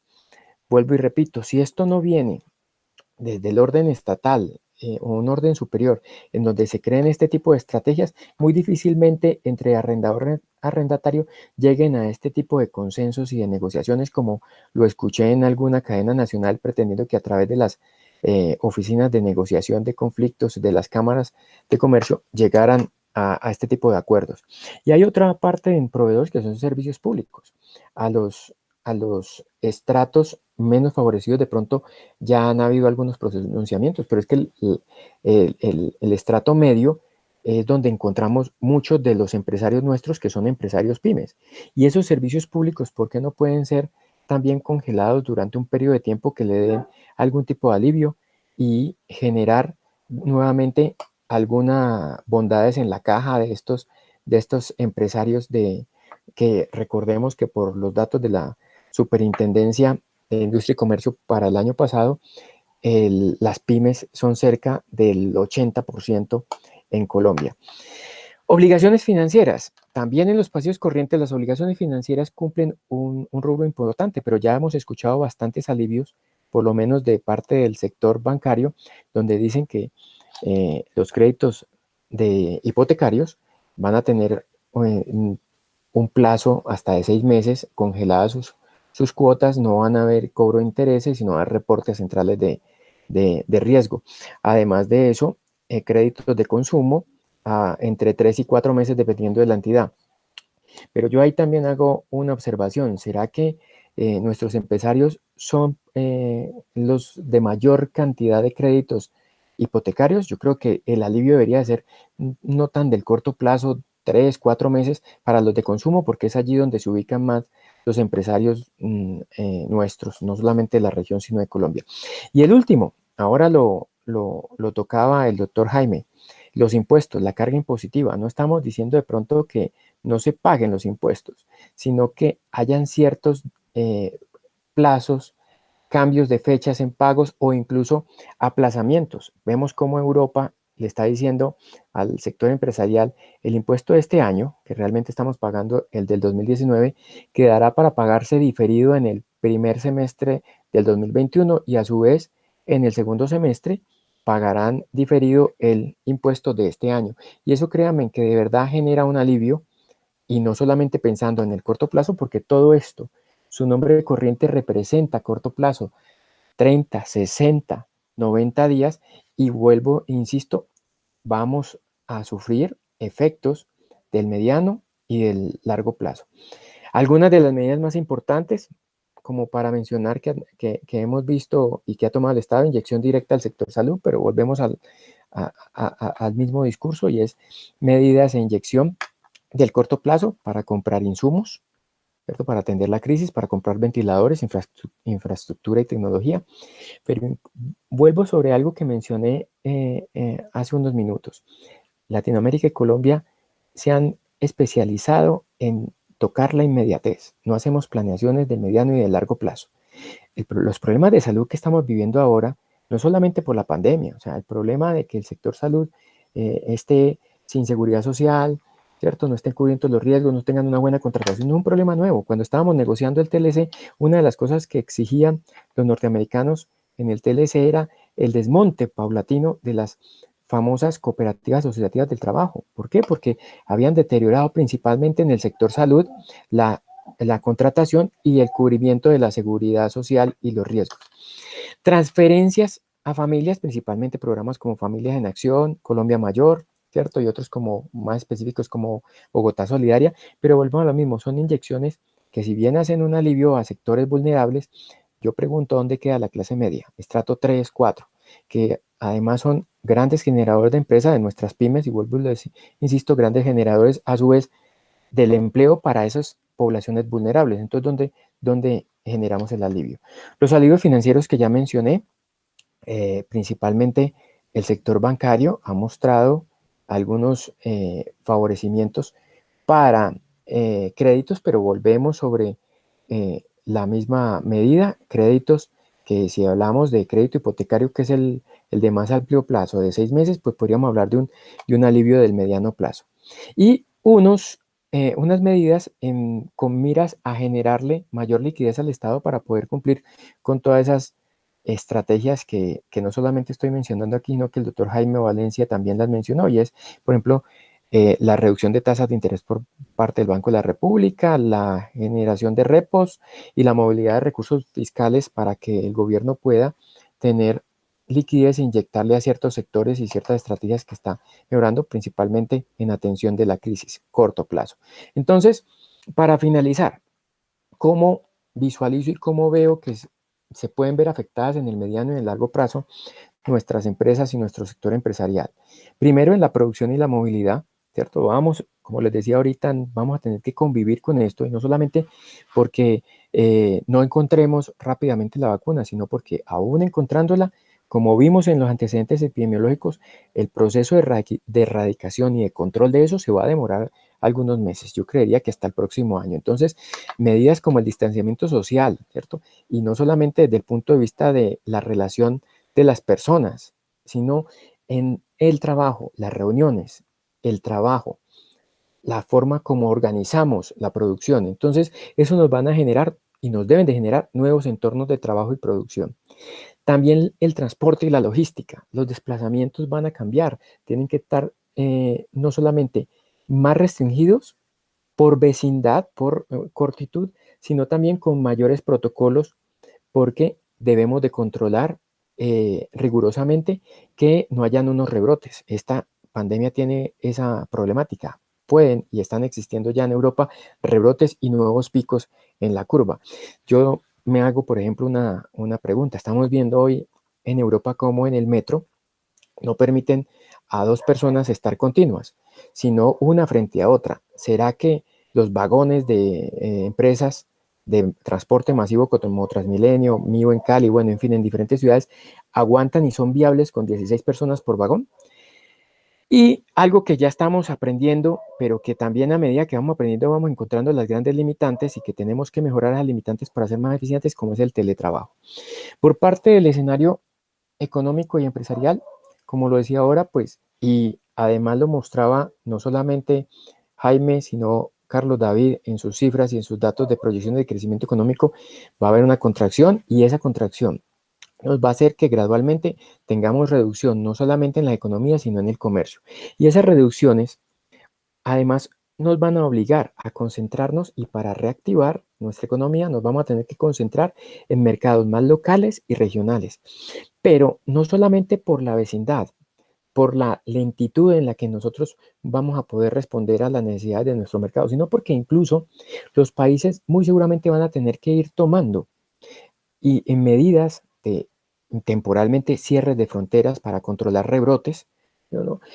Volver a hacer nuevas cuarentenas, limitar vuelos, que ya hoy están limitados, pero la apertura de cielos posteriormente no va a ser total, va a ser parcial y escalonadamente. Entonces, eso va a obligar de que nuestro comercio, nuestras empresas hagan una reactivación muy local, muy regional y vuelvan a sus mercados de prontitud y de cercanía.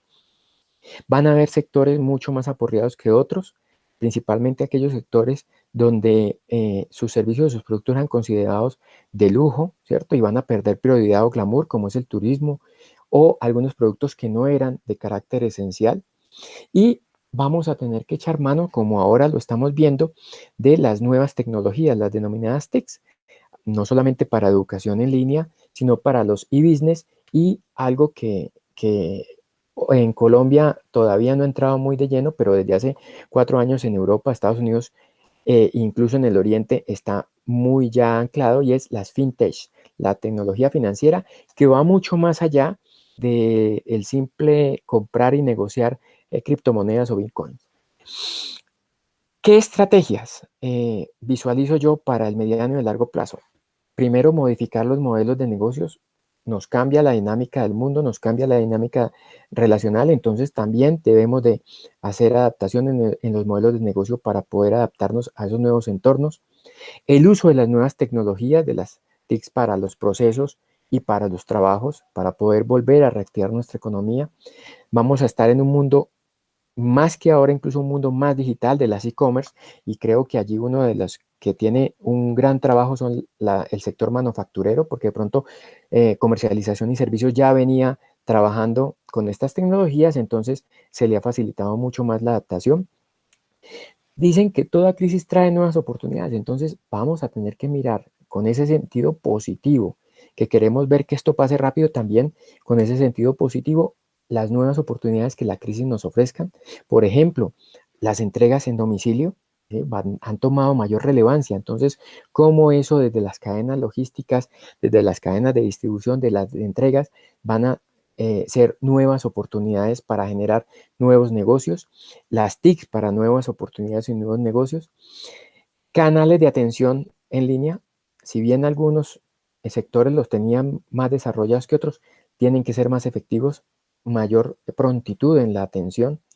Las relaciones peer-to-peer, que hace 4 años ya estamos viendo en países desarrollados, creo que aquí vamos a tener que en esos nuevos modelos de negocio incluirlas. Ya estamos viendo en Europa cómo algoritmos atienden clientes. Entonces creo que esa relación peer-to-peer y esas nuevas tecnologías de la mano van a irse metiendo más cada vez en la oportunidad de generar nuevos negocios y de generar de pronto y adaptar nuevos modelos de negocios. Y por último, desde el punto de vista financiero, las empresas van a tener que primero formarse y enterarse más para poder echar mano de instrumentos financieros que le permitan nuevas formas de financiación como repos, opciones, ¿no? Pero también pegándolo a la información que nos mostraba Carlos David en sus proyecciones y que no hay una buena tendencia, por lo menos ni en el corto ni en el mediano plazo, de que esta tasa de cambio reduzcan, pues las opciones de derivados o de cobertura, opciones como forward y swap, que pueden permitirles cubrir a los empresarios riesgos, sobre todo a aquellos empresarios que trabajan sobre exportaciones e importaciones. Creo que eso es un poco el panorama como lo veo, mi querida Carolina y compañeros, y hasta allí mis aportes para el conversatorio. Doctor Jairo, muchísimas gracias. La verdad todos han tenido intervenciones supremamente interesantes. Por último, tenemos una pregunta. Cuéntenos qué recomendaciones, más que pregunta, qué recomendaciones usted puede brindar al sector empresarial en el mediano y en el corto plazo frente a la situación que vivimos en la actualidad con el COVID-19. Bueno, Carolina, yo básicamente centraría mi respuesta en 3 recomendaciones fundamentales. La primera, como lo dije ahora, tienen que analizar su modelo de negocio. Tienen que analizar los modelos con los que han venido funcionando para ver qué posibles adaptaciones tienen que hacer o incluso cambios que les permitan ser competitivos bajo esos nuevos escenarios de post-crisis, más que ahora inmediato.